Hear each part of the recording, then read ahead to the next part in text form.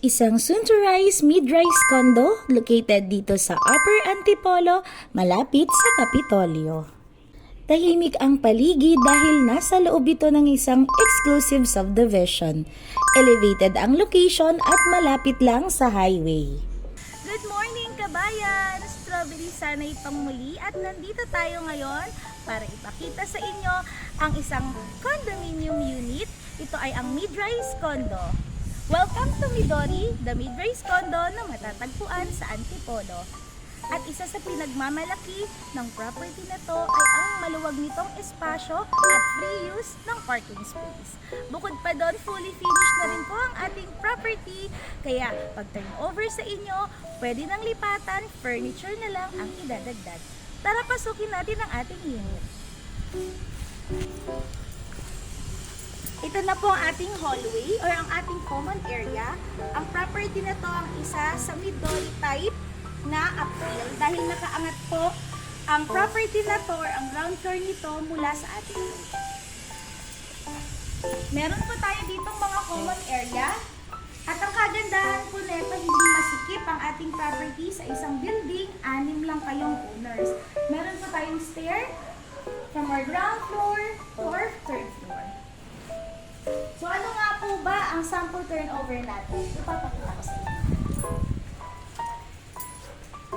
So ito po ay 50 square meter floor area. Itong papasokin nating unit, ito po ang tinatawag nating end unit model kung saan may 50 square meters po itong sukat. Ito ang ating magiging living, dito ang dining, at meron po tayong 2 kwarto sa area na to. Pero bago yun, papakita ko muna sa inyo ang ating kitchen. Ito po ang ating kitchen area. Meron ditong breaker at meron po tayo ditong modular cabinet at countertop. Sa area na to, ito naman po ang ating first bedroom. Tara.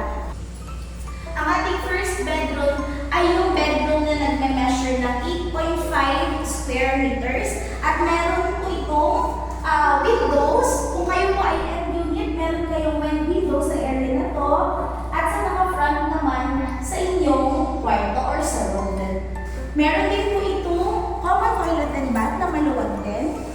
Fully finished din ang turnover nito. Meron po itong ventilation. Meron po itong nakaabang na saksakan para sa hot and cold shower. Accessorized na rin po siya din. Meron siyang shower, lavatory, meron po tayong tissue holder, at toilet, at meron tayong soap holder. Ngayon puntahan naman po natin ang ating second bedroom. Ito ang ating second bedroom. At makikita nyo dito, may ventilation access po ito sa inyong patio. Ito naman yun. At meron din dito sa likod. So, tagusan po ang ventilation ng ating property. And sa area na to, nakaabang na po ang location para sa inyong cabinet. Ito naman po ang ating patio. So, dahil tayo nasa end unit, 2 po ang ating bukana. Itong sa side at itong sa likod. Pero kapag kayo kukuha ng inner unit, ang ating bukana lamang or ang ating opening ay itong nasa likod lamang at ito ay sementado. So, ang pwedeng gawin po dito, pwedeng laundry area, kaya po may mga nakaabang na po tayong drainage system.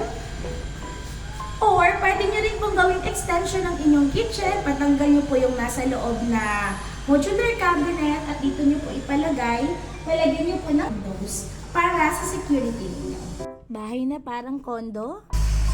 Possible yan dito sa Antipolo, sa Midori Terraces.